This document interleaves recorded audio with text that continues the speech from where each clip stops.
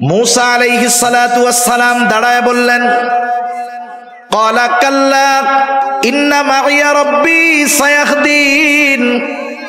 मूसा আলাইহিসসালামকে তারা বলতেছে, ইন্না লামুদরাকুন, আমরা ধরা পড়ে গেছি। আর मूसा আলাইহিসসালাম কথার প্রথমেই বললেন কাল্লা। ওরা বলল ধরা পড়ে গেছি, मूसा আলাইহিসসালাম বললেন কখনোই নয়। নাবাচক কিছু শব্দ আছে আরবিতে, যেমন একটা শব্দ হলো লা। লা অর্থ না, মনে করেন, কিন্তু দুইটা অর্থের মধ্যে, দুইটা শব্দের মধ্যে তফাৎ আছে, পার্থক্য আছে। একটা উদাহরণ দিলে বুঝতে সহজ হবে। কষ্ট হচ্ছে না তো আপনাদের? কথা বুঝতেছেন তো? কারণ বলার মানুষ তো শুধু ওয়াজ শুনে না, ওয়াজ বুঝেও। কিছু এলাকায় আছে শুধু ওয়াজ শুনবে। আপনি যদি কোরআন হাদিস দিয়া কথা বলেন, কোরআন সুন্নাহ দিয়ে কথা বলেন, একটু পরে বলবো হুজুর মাঝে মধ্যে একটু সঙ্গীত কইয়েন, মাঝে মধ্যে একটু তাকবীর দিয়েন। দেখা যাবে এই কারণে ওই সব অঞ্চলের মুফাসসির, বড় মুফাসসির হলো সে 1 ঘন্টা বয়ানে 9টা সঙ্গীত বলতে পারবে, যে সে হলো ওই সব অঞ্চলের বড় মুফাসসির। তা বলার মানুষ ওয়াজ বুঝে, কারণ বুঝের মধ্যে একটা মজা আছে। যে জিনিসটা বোঝা যায় ওই জিনিসটা হৃদয়ের মধ্যে থাকে বেশি দিন, ঠিক কিনা বলেন? ওই জিনিসের কথা অনুধাবন করতে পারলে জীবনে কাজে লাগানো যায়। তা মনে করেন আপনারা একজন আমাকে বললেন হুজুর চা খান, আমি বললাম যে লা, আরবিতে না। তার মানে কি বুঝবেন? যে এখন খাবো না, তাই তো? কিন্তু কেউ যদি বলে হুজুর চা খান, আমি যদি বলি কাল্লা, তার মানে কি? এখনো খাবো না, কখনোই খাবো না।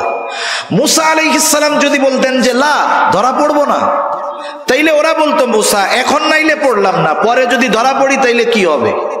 যেই শত্রু একবার হাত ছাড়া হয়, ওকে যদি পরে ধরতে পারে, বলেন তো সাইজ সিঙ্গেল না ডাবল? ডাবল। এজন্য मूसा আলাইহিসসালাম বললেন কাল্লা, কখনোই ধরা পড়বো না, এখনো ধরা পড়বো না, কোনোদিন ধরা পড়বো না। এবার হয়তো বনি ইসরাইলেরা প্রশ্ন করতে পারতো, मूसा ধরা যে পড়বো না কেমনে বলেন? 3 দিক দিয়ে ঘিরে তারা আসতেছে, একদিকে সমুদ্র, পার হওয়ার জন্য কোনো কিছুই নাই, ধরা পড়বো না কেমনে বলেন? কেমন যেন मूसा আলাইহিসসালাম বলতেছে, শোনো, তারা যত বেশি মানুষ হোক না কেন, তাদের সাথে যত সামরস্ত্র থাকুক না কেন, আল্লাহ তাআলা আমার সাথে আছেন। ইন্না মাইয়া রব্বি, আমার সাথে আমার রব আছে। রব যেহেতু আছে, দুনিয়ার সব যদি বিপক্ষেও চলে যায়, আমাদের কেউ কিছু করতে পারবে না। রব যদি সাথে থাকে, দুনিয়ার সর্বাধিক প্রযুক্তি নিয়েও কিছু করা যায় না। এর প্রমাণ আপনারা যারা জানেন, অবরুদ্ধ দুনিয়ার ওপেন কারাগার বলা হয় গাজাকে। চতুর্দিক দিয়ে কোনো সাহায্য গাজাতে ঢুকার উপায় নাই। চতুর্দিক দিয়ে ইসরায়েল এবং আমেরিকা তাদের দোসরদের দিকে দিয়ে আটকায় রাখছে। পৃথিবীর উন্মুক্ত কারাগার হলো এই গাজা। পৃথিবীর সর্বাধুনিক প্রযুক্তি সমরাস্ত্র ব্যবহার করে ইসরায়েল। এই ইসরায়েল তাদের সর্বাধুনিক প্রযুক্তি সম্পন্ন ট্যাঙ্ক, কামান সব নিয়ে গাজার অভ্যন্তরে স্থল অভিযান পরিচালনা করতেছে। বাস্তবতা হলো গোটা দুনিয়ার সব মেইন স্ট্রিম মিডিয়াগুলোর পরিচালনার দায়িত্বে মোড়ল আছে ইহুদি খ্রিস্টানেরা, যার কারণে গাজার বাস্তব খবর আমরা পাই না। এরপরেও যতটুকু আমরা শুনি, যতটুকু আমরা দেখি, যতটুকু আমরা জানি, এই স্থল অভিযানে ইসরায়েল সহ ইসরায়েলের পক্ষ অবলম্বনকারী গোটা দুনিয়ার সব কুফরি শক্তির চূড়ান্ত পরাজয়ের আভাস পাওয়া যাচ্ছে। এজন্যই তো নেতানিয়াহু বলে, কৌশলগত কারণে আমরা যুদ্ধবিরতিতে যাচ্ছি।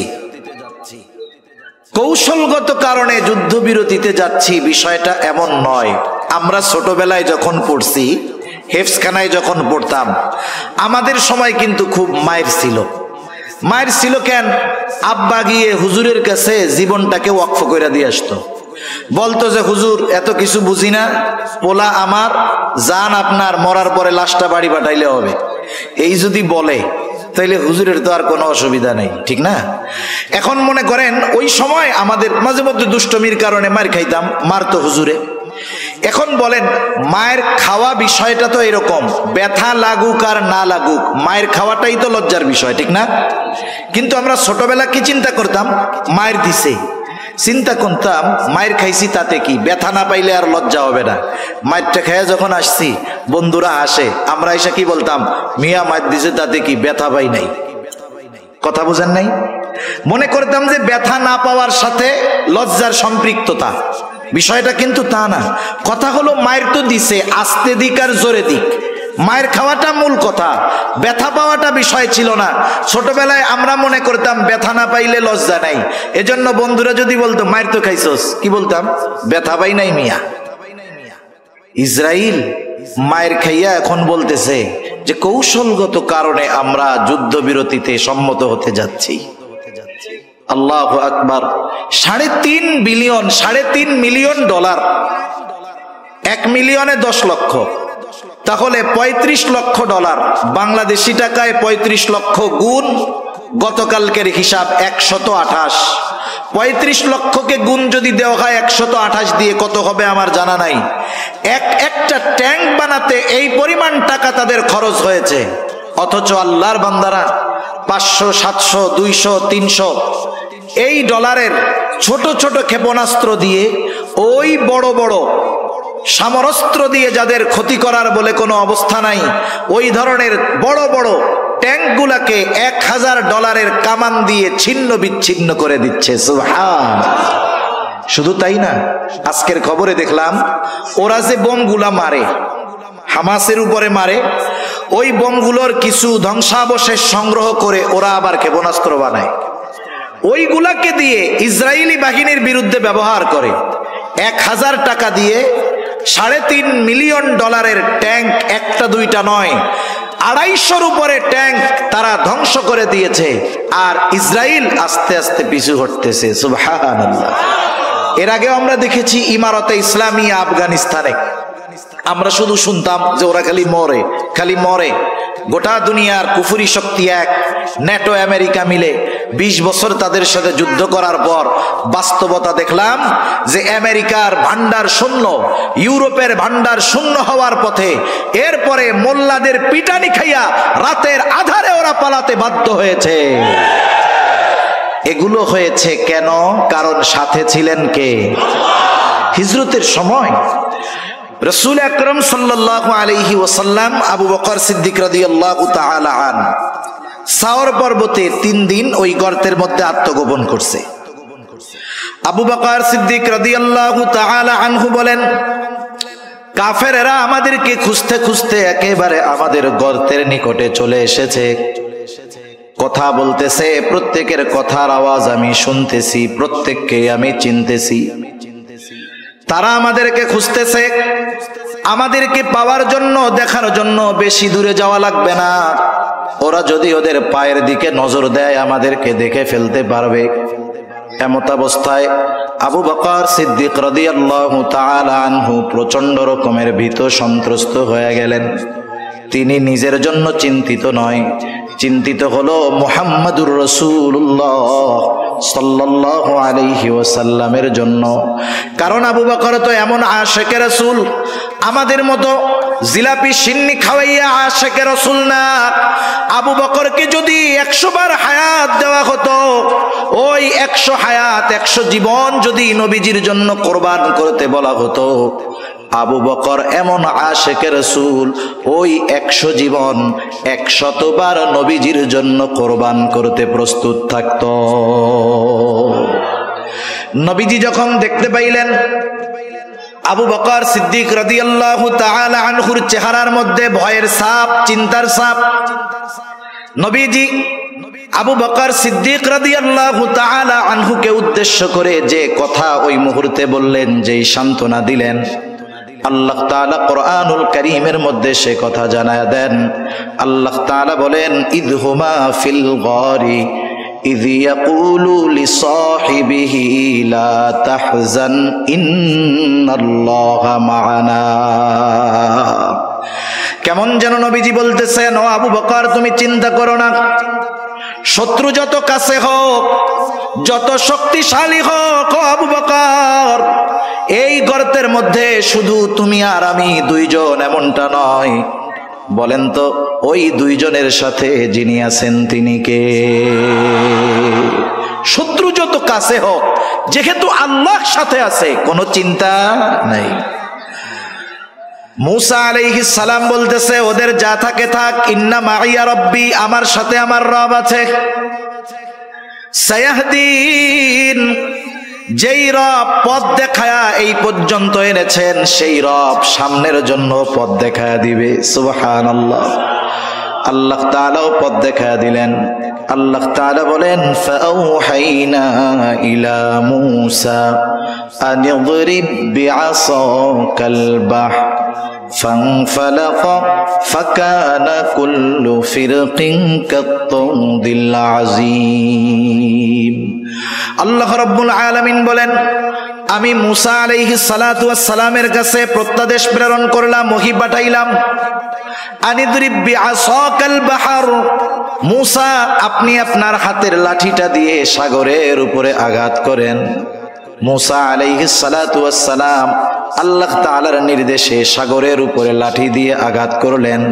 লাঠি দিয়ে আঘাত করার সাথে সাথে ফাংফালাক, লাঠির আঘাতে সাগর ফেটে দুই খণ্ড হয়ে গেল। ফাকানা কুল্লু ফিরকিন কাত্তাউদিল আযীম, দুই খণ্ড হয়ে গেছে। শুধু তাই না, এভাবে ফেটে দুইটা খণ্ড দুই দিকে এরকম উঁচু হয়ে পাশা পাহাড় সাদৃশ্য উঁচু দেয়ালের মতো হয়ে গেছে, মধ্যে ফাঁকা হয়ে গেছে। আল্লাহ তাআলার আদেশ, মুহূর্তের ভিতরে ওই কর্দময় জমিনটাকে শুকনা ঠনঠনা আল্লাহ তাআলা বানায়া দিলেন। বনি ইসরাইলের গোত্র হলো 12টা, 12 গোত্রের জন্য 12টা রাস্তা তৈরি হয়ে গেল।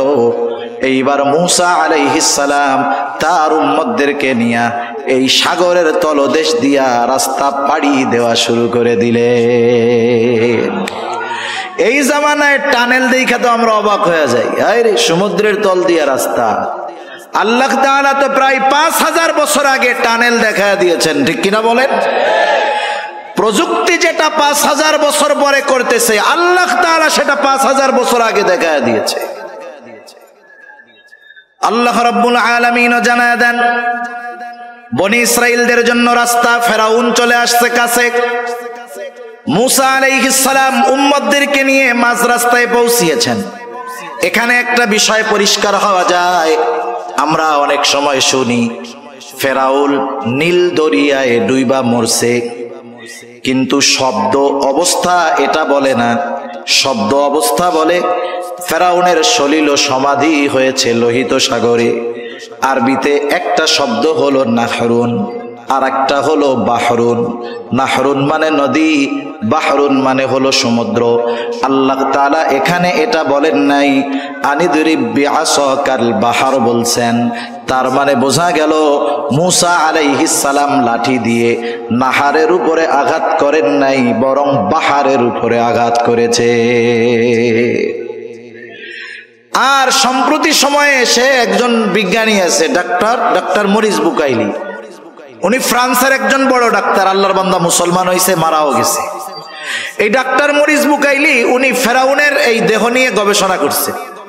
গবেষণা করে উনি এই সিদ্ধান্তে উপনীত হয়েছেন যে ফেরাউনের দেহ অবশেষের সাথে কিছু লবণ পাওয়া গেছে। লবণ, নদীর পানিতে লবণ হয়, সমুদ্রের পানি লবণাক্ত, এজন্য ওটা দিয়ে লবণ হয়। আরো পারিপার্শ্বিক কিছু কারণকে সামনে রেখে কথা বলা যায় যে ফেরাউন পাড়ি দিয়েছে লোহিত সাগরে, ডুবে ফেরাউন মারা গেছে। তা যাই হোক, ফেরাউন এবার সাগরের পাড়ে আসছে। মুসা আলাইহিস সালাম উম্মতদেরকে নিয়ে মাঝ দরিয়ায় গেছে, মাঝ রাস্তায়। ফেরাউন আইসা দেখে যে রাস্তা তো রেডি। ফেরাউন কি আল্লাহ তাআলাকে চিনতো কি চিনতো না বলেন তো? ভালো মতো চিনতো। ফেরাউনও আল্লাহ তাআলার কাছে দোয়া করতো যে আল্লাহ, আমি জানি আপনি রব, তবে আমি দুনিয়া চাই, আমারে দুনিয়ায় সব দেন। বুঝেন নাই? বর্তমান দুনিয়ার অনেক ফেরাউন আছে, এরাও কিন্তু বাইতুল্লাহ গিয়ে আমার মনে হয় এইটাই কয় যে আল্লাহ আমি জানি আমি জালেম, এরপরেও দুনিয়া দেন আমারে। বুঝেন নাই? যারা জুলুম করে এরা আল্লাহ তাআলাকে চিনে। মক্কার কাফেররাও আল্লাহ তাআলাকে চিনতো, চেনার পরে বিরোধিতা করত। ফেরাউন বুঝতে পারছে যে এই রাস্তায় আমার জন্য নিরাপদ নয়, কিন্তু মানুষ যখন অবাধ্যতার চূড়ান্ত পর্যায়ে পৌঁছিয়ে যায়, অহংকারের চূড়ান্ত সীমায় পৌঁছিয়ে যায়, নাফরমানির চূড়ান্ত অবস্থায় পৌঁছিয়ে যায়, সে তখন এমন কিছু সিদ্ধান্ত নিয়ে বসে যেটা তার চূড়ান্ত পতনের কারণ হয়ে যায়। ফেরাউনও সীমা লঙ্ঘন করে ফেলছে। আল্লাহ তাআলা সেই কথা বলেন, وجاوزنا ببني إسرائيل البحر فأتبعهم فرعون بجنوده بغيا وعدوا। ফেরাউন তার সামন্ত সহ অহংকারের বশীভূত হয়ে বনী ইসরাইলদেরকে সমূলে নির্মূল করার লক্ষ্যে তার সৈন্যবাহিনী সহ তাদের পেছনে অনুসরণ করা শুরু করলো। মুসা আলাইহিস সালাম তার উম্মতদেরকে নিয়ে অপর প্রান্তে চলে গেছেন, আর ফেরাউন তার বাহিনী নিয়ে মাঝ রাস্তায় গিয়েছে। বলেন তো এই সমুদ্রের রাস্তাটা কি সব সময়ের রাস্তা নাকি? মাঝে মধ্যে দেখবেন হাইওয়েতে যখন ব্রিজের কাজ হয়, রাস্তার কাজ চলতেছে, ব্রিজের কাজ যখন চলে, সাইড দিয়া আর একটা পার্শ্ব রাস্তা বানায় কি বানায় না? বলেন তো যখন মূল রাস্তা ব্রিজ হয়ে গেল, পাকা হয়ে গেল, পার্শ্ব রাস্তার প্রয়োজন আছে? কেউ যদি এমপি সাহেবের কাছে গিয়ে বলে, এমপি সাহেব এক কাজ করেন, এই যে পার্শ্ব রাস্তা এটা তো এখন ব্যবহার হয় না, নষ্ট হয়ে যাচ্ছে, 5 লাখ বাজেট করেন, ওইটা আমরা ঠিক করি। এমপি সাহেব কি বলবে? এমপি সাহেব বলবে যে শোনো, ওইটা ঠিক করার তো দরকারই নাই, বরং ওই জায়গার যে মাটি আছে ওইটা কাইটা তুমি নিয়ে যাও, এতে আরো ঝামেলা যাবে। ঠিক কিনা বলেন? ছিল ব্যবহার শেষ, প্রয়োজন শেষ, ও রাস্তার আর কোনো দরকার নাই।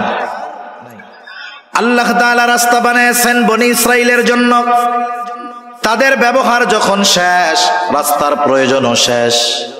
ফেরাউন মাঝ রাস্তায় সৈন্য সামন্ত নিয়ে পৌঁছায়ছে।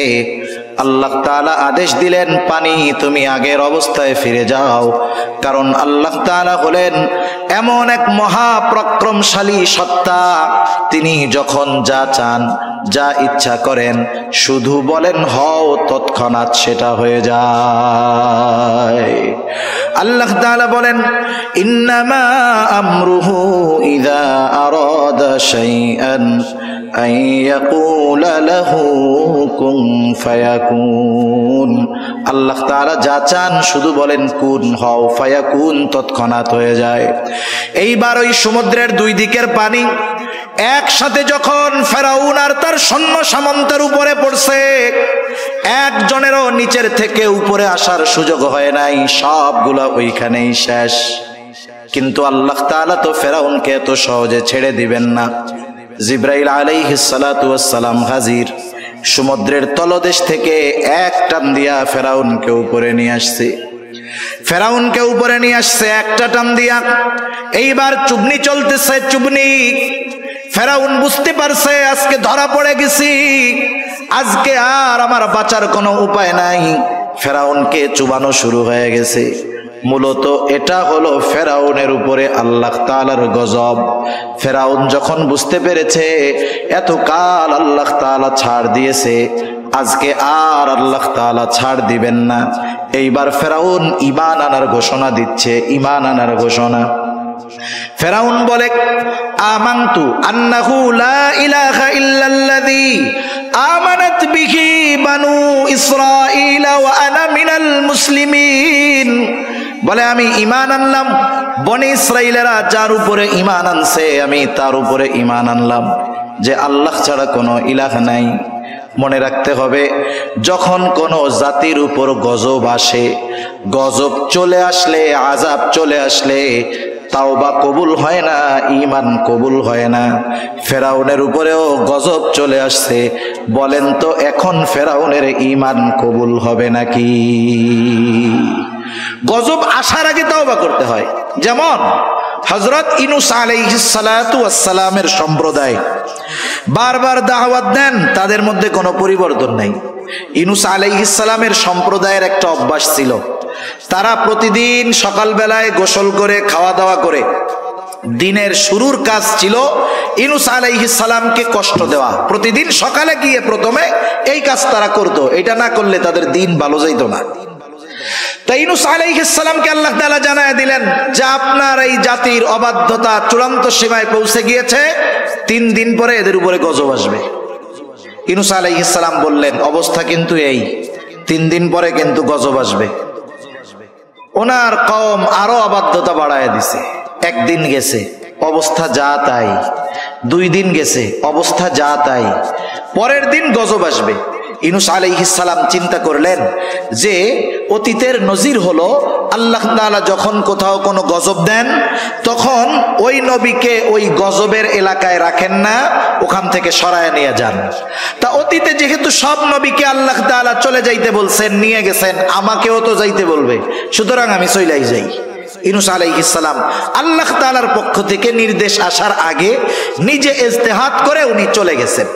যাই হোক, ওই রাত্রে এলাকা ছেড়ে উনি চলে গেছেন। পরের দিন সকালবেলা যেদিন গজব হবে, গজব আসবে, ইউনূস আলাইহিস সালামের সম্প্রদায় সকালবেলা খাওয়া দাওয়া খায়া গোসল টোসল করে ইউনূস আলাইহিস সালামের বাড়িতে আসছে। আইসা দেখে দরজা লাগানো, ইউনূস আলাইহিস সালাম নাই। এতকাল এত জুলুম অত্যাচার করেছে ইউনূস আলাইহিস সালাম, কোনোদিন এলাকা ছাড়ে নাই, আজকে নাই। ওদের মনের ভিতরে একটু খটকা লাগছে, আশেপাশে লোক পাঠাইছে, কোথাও ইউনূস আলাইহিস সালামের কোনো খবর নাই। এইবার ওদের মনের মধ্যে ভয় ঢুকে গেছে, হায় রে, এতকাল ইউনূসকে আমরা এত কষ্ট দিয়েছি, ইউনূস কখনো যায় নাই, তাহলে সত্যই মনে হয় গজব আসবে। এরা সবাই একত্রিত হইছে, আল্লাহ তাআলার কাছে ক্ষমা চাইছে, তাওবা করছে, ঈমান আনছে। যেই গজব আসার কথা ছিল, গজব আসার আগে ঈমান আনার কারণে আল্লাহ তাআলা তাদের উপর থেকে গজবকে উঠায় নিয়েছে। সুবহানাল্লাহ। আর ফেরাউন গজব আসার পরে ঈমান আনছে, ঈমান কবুল হবে না। আল্লাহ তাআলা বলেন আল আনা ওয়া ক্বাদ আসাইতা মিন ক্বাবলু ওয়া কুনতা মিনাল মুফসিদিন। এখন তুমি ঈমান আনার ঘোষণা দিচ্ছ, অথচ ইতিপূর্বে জমিনে বিশৃঙ্খলা সৃষ্টি করেছো। তোমার ঈমান এখন তো কবুল হবে না, তবে তুমি তো মরবাই। তবে শুনে নাও, ফালইয়াউমা নুনাজ্জিকা বিবাদানিকা লিতাকুনা লিমান খালফাকা আয়া। আমি আজকে তোমার দেহকে সংরক্ষণ করব, যাতে করে তুমি তোমার পরবর্তীদের জন্য নিদর্শন হও। আল্লাহ তাআলা ফেরাউনের দেহকে এমন ভাবে সংরক্ষণ করেছেন, সমুদ্রের কোনো মাছ তার দেহ খায় নাই, পোকা লাগে নাই। মিশরের জাতীয় জাদুঘরে যত মমি আছে বিভিন্ন প্রযুক্তি কেমিক্যাল ব্যবহার করে রাখা হয়েছে, কিন্তু ফেরাউনের ওই দেহটাকে কোনো মেডিসিন ছাড়া, কোনো প্রসেস ছাড়া, রাসায়নিক ছাড়া জালেমদের জন্য নিদর্শন হিসাবে সংরক্ষণের ব্যবস্থা যিনি করেছেন তিনি কে? আল্লাহ তাআলা ফেরাউনের দেহকে সংরক্ষণ করছে, সাধারণ পাবলিকের জন্য নয়, বিশেষ করে তাদের জন্য যারা শাসকের আসনে বসে জনগণের খাদেম হওয়ার পরিবর্তে জনগণের উপরে জুলুম করে, তাদের জন্য। যে দেখে রাখো, তোমার পূর্ববর্তী যারা ছিল জালেম, এদের সর্বশেষ পরিণতি কি হয়েছে, অপেক্ষা করো, তোমার জন্যও এর চাইতে ভয়ঙ্কর অবস্থা অপেক্ষা করতেছে, ঠিক কিনা? কিন্তু আফসোসের বিষয় হলো গোটা দুনিয়ার শাসকরা এটাকে শুধু ভ্রমণ এবং দেখার একটা বিষয় মনে করে, শিক্ষার বিষয় মনে করে না। তা যাই হোক, যে কথা বলতেছিলাম, মুসা আলাইহিস সালামের উম্মত নদীর সাগরের ওই পারে উঠা নিজ চোখে ওরা দেখছে যে ফেরাউন কেমনে মরলো। মুসা আলাইহিস সালামের যেই বয়ান বক্তব্য কিভাবে বাস্তবে পরিণত হলো, একটু আগে যেই শত্রুর হাতে মরার ভয়ে তারা চিন্তিত ছিল, সেই শত্রুকে আল্লাহ তাআলা কেমনে লোহিত সাগরে ডুবায়া মারলেন বলেন তো। এই দৃশ্য দেখার পরে বনি ইসরাইল জাতির আল্লাহ তাআলার উপরে সর্বোচ্চ কৃতজ্ঞ হওয়ার দরকার ছিল কি ছিল না? কিন্তু আফসোস, এদের মধ্যে কোনো পরিবর্তন নাই। আল্লাহ তাআলা তাদেরকে দরিয়ার অপর প্রান্তে নিলেন, ওই অবস্থাগুলো দেখাইলেন। এখন ওরা কি বলে জানেন? ওরা বলে, মুসা কই আনছো? আমাদের সব পোশাক আশাক বাড়িঘর সব রইছে মিশরে, এমন জায়গায় আনছো থাকার জায়গা নাই, খোলা মাঠ, মাথার উপরে কোনো ছাদ নাই, রোদে কষ্ট বৃষ্টিতে কষ্ট, রান্না বান্নার কিছু নাই, খাবো দাবো কেমনে? না খাইয়াই তো মারা যাবো, এর চেয়ে মিশরে ভালো ছিলাম। কি বলে? এর চেয়ে মিশরে ভালো ছিলাম। অকৃতজ্ঞ এক জাতি। আল্লাহ তাআলা তাদের জন্য মেঘকে ছাদ বানায়া দিলেন, মেঘমালাকে কি করলেন? ছাদ বানায়া দিলেন। আসমান হতে খাবারের ব্যবস্থা করলেন, মান্না সালওয়া, খা, রান্না রুন্না করা লাগবে না। এরা খাইতে থাকলো, আরামে থাকতে থাকলো। কিন্তু আল্লাহ তাআলা মিশর থেকে তাদেরকে দরিয়া পাড়ি দিয়ে এপারে আনার উদ্দেশ্য যে ফিলিস্তিনের ওই তাদের আদি পিতৃভূমি আল্লাহ তাআলা তাদের হাতে তুলে দিবেন, এটা আল্লাহ তাআলার ইচ্ছা। তবে ওই সময় ফিলিস্তিনে জেরুজালেমে শাসন করত এক গোত্র, তাদের নাম হলো আমালিকা। এরা সম্ভবত আদ গোত্রের পূর্বসূরি ছিল আর কি। দেহের গঠন ছিল বিশাল আকৃতির। এরা খুব বীর বাহাদুর এক জাতি ছিল।